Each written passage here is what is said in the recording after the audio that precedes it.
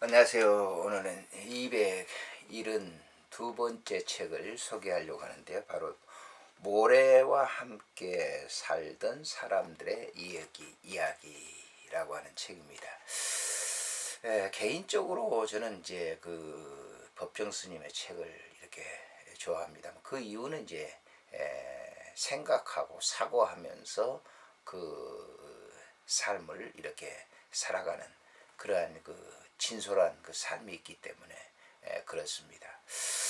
우리 이제 개신교 같은 경우는 사실 너무 이제 사회 많이 이렇게 나와서 사람들을 만나고 접촉하고 관계를 갖고 그러기 때문에 사고할 수 있는 깊이 있게 사고할 수 있는 그런 시간들이 적죠. 물론 이제 기도원 제도가 있습니다만은 그 기도원에 뭐 며칠간 뭐 얼마 동안 기도하는 그 기간이 있을 수 있습니다만은 또 대부분 이제 그렇게 깊은 사고 속에 빠져들지는 못하죠. 그러나 이제 스님들의 이렇게 묵상하고 하는 그런 생활들은 이제 혼자 그렇게 많이 있잖아요. 물론 이제 종교적인 그런 이제 여러 가지 측면들이 있겠습니다만은 바로 이 책은 이제 중세 때 이래 성자들이 바로 그런 이제 신앙의 체험담을 소개하고 있습니다.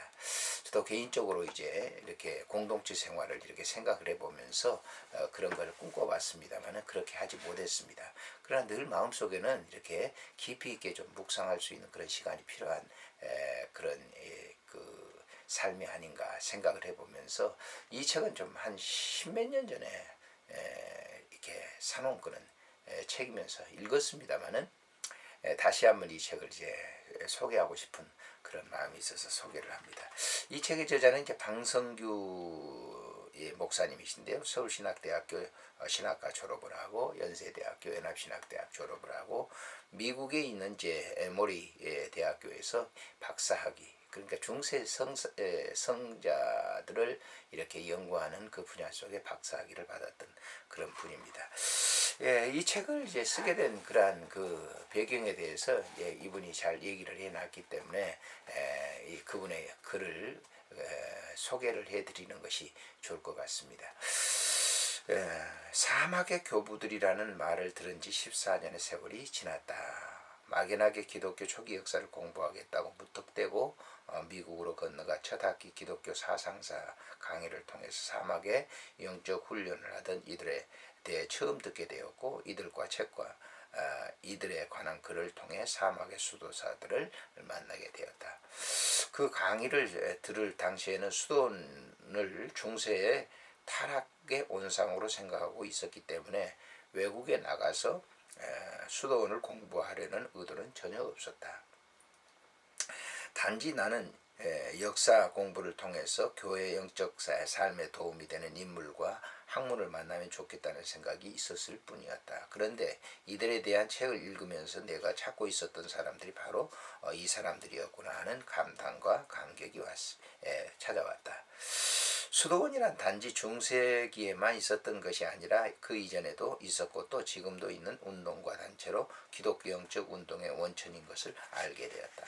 한국에 있을 때에도 한번 들어보지 못했던 사람들이 기독교 역사에 있었구나. 그것도 기독교 역사의 영적인 삶의 원천으로 있었다는 사실이 너무 큰 놀라움에 충격이었다. 지금은 이들에 대해서 많이 소개가 되었기 때문에 별로 큰 놀라움이 아니지만 당시에는 처음 듣는 이야기들이었다. 내가 충격을 받게 된 것은 지금 생각해보면 두 가지 이유가 있었던 것 같다. 첫째는 당시 이런 사람들에 대해서 전혀 듣지 못하고 있었다는 것이고 그나마 수도원에 대해서는 들은 것은 바른 정보가 아니었다는 것이었다. 역사 공부를 통해 중세 교회 수도원에 대해서만 들었을 뿐 초대 교회 사막 수도사들에 대해서는 사실 처음 듣는 일이었다. 또한 중세 교회 수도원들은 모든 수도원들이 반드시 다 타락의 온상이었다고 할 수 없다는 것을 늦게 배우게 되었다. 오히려 여러 수도사들의 운동들이 교회가 어려울 때마다 교회를 새롭게 했던 영적 원천이었다는 것을 발견하게 되었다. 둘째는 당시 한국의 역사적 상황 때문이었다. 당시 한국의 정치 상황은 기독교 정치 참여를 하느냐 그렇지 않느냐 양분되어 있었고, 나는 보수 교단에 속해 있었지만 기독교는 정치 현실에 하나님의 소리를 전해야 한다고 믿고 있었다. 그러므로 수도원 같은 곳에서 은둔해서 도피하는 것은 무책임한 일이라고 생각하고 있었다. 하나님의 말씀을 세상에 나가서 전하고 세상을 바로잡는 것이 교인에게 마땅히 해야 될 일이지, 혼자만의 구원을 위해 세상 밖으로 숨는 것이 과연 옳은 일인가 하는 심한 부정적인 판단이 있었기 때문이다. 그런데 내가 만났던 사막의 수도사들은 그렇게 단순하게 세상으로부터 도피할 사람들이 아니었다는 것을 알게 되었고, 더 나아가서 어쩌면 그 사람들의 삶의 방식이 현실적으로 더 세상을 바꿀 수 있는 것이 아니었을까 하는 생각을 갖게 되었다. 과연 나는 세상의 안에 살면서 세상을 이해한다고 하면서 무엇을 하고 있나, 내 자신을 돌아보게 되었다. 세상 안에 있으면서 세상 사람들을 이해하기는커녕 오히려 세상 사람들의 덕을 입히며 세상 사람들 신세나 지면서 사는 것이 아닌가. 내가 과연 바꿔놓은 세상이 무엇인가? 신학생, 전도사, 군목, 부목사 생활을 통해 내가 과연 세상을 구체적으로 얼마나 사랑하였는가. 단지 내가 세상 안에 있다는 것 말고 달리 더 세상을 사랑하는 것이 구체적으로 무엇인가.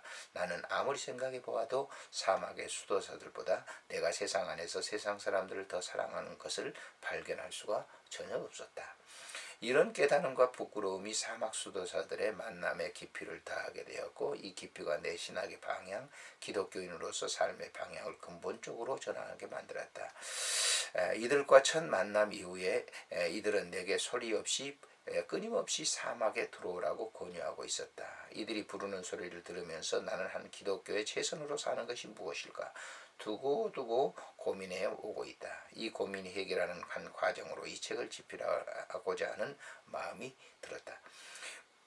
먼저 이들의 삶을, 기독교인으로서 온전한 삶을 살고자 노력하는 사람들에게 소개하고 싶었다. 그러면 이들에 대해서 어떤 역사적인 평가를 내리거나 상황으로 이들의 삶을 오늘에 적용할 수 있는지에 대한 평가를 다른 많은 사람들이 내려주리라는 확신이 들었다.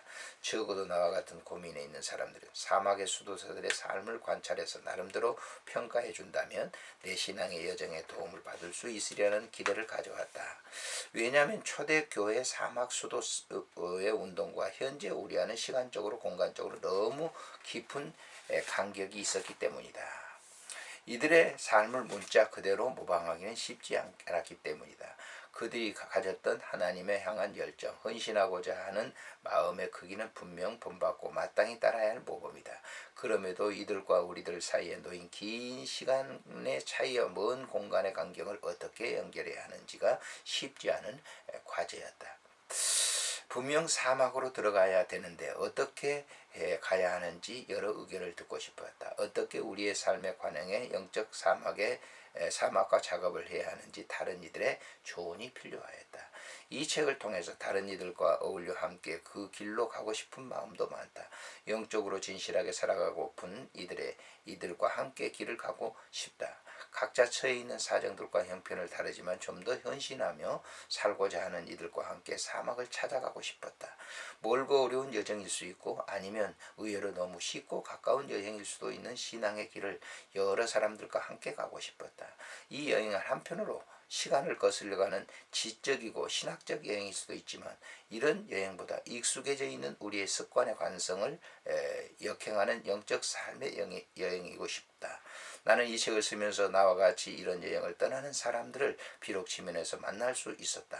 나는 내게 익숙해져 문을 닫고 집을 떠나 다시 한번 하나님의 어루만지심을 경험할 수 있는 곳으로 여행하기를 원한다.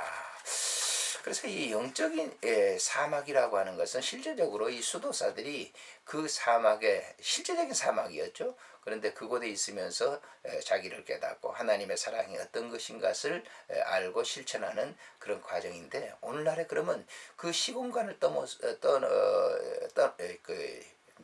떠나서 시공간을 이제 지나와서 우리는 어떤 것이 이 사회 속에서 사막 속에 영적으로 사는 삶일까? 저는 개인적으로 그렇습니다. 이 봉사하고 섬기는 거, 이것이 굉장히 중요한데, 전 개인적으로 이제 뭐 호스피스 그 사역을 해봅니다만은 바로 그것이 나를 찾아가는 이 영적인 사막의 삶이 아닌가 생각을 해봅니다. 개인적으로 그렇게 생각을 하는 것이죠. 이 차례를 보게 되면요, 제1장에는 초대교회와 사막, 또 하나의 천년을 위하여 그들은 이제 초대교회에서 박해를 받기 때문에 사막으로 들어가죠. 동굴로 들어가고 그곳에서 이제 수도를 하는 것이 이제 중세시대 때 수도사로 변하게 되는데요. 2장에 보면 사막의 삶 시작, 수덕의 종류의 문헌의 삶, 3장에서는 훈련의 기쁨, 불꽃이 되기, 4장에서는 육체 훈련, 탐식, 정욕, 탐심, 이런 것들을 갖다가 훈련으로 끊어버리는 그런 삶, 끊으려고 하는 그런 삶이죠. 5장에서는 감정의 훈련, 분노, 슬픔, 무기력, 분노 이런 것들을 갖다가 이렇게 끊을 수 있는 것. 분노를 마음에 품으면 이미 살인하는 거나 마찬가지다라고 하는 그런 이제 수도사들의 정의를 내리죠. 제6장에서는 생각의 훈련, 질투, 명예욕, 교만. 이건 누구든지 가질 수 있는 것이죠. 그래 이거를 갖다 내려놓는다고 하는 것이 정말 쉽지 않는 거예요. 7장에서는 영성의 훈련, 기도와 성경 읽기를 통해서 이렇게 훈련이 돼야 된다. 8장에서는 공동체 훈련, 사랑을 위하여 이렇게 되고 있습니다. 아무튼 이 책을 통해서 오늘날의 현실 속에서의 사막의 수도적 삶은 무엇일까라고 하는 것을 물론 개인적으로 이제 깊이 있게 생각해 봐야 될 겁니다. 사실 이제 이 책을 보면서 저는 그런 쪽으로 이렇게 핸들링을 했거든요. 사람들을 위해서 섬기고 봉사하는 것이 오늘날의 영적 수도적인 의미가 있지 않는가라고 하는 그런 겁니다. 이 책을 통해서 바로 우리 자신들을 살펴볼 수 있는 계기가 됐으면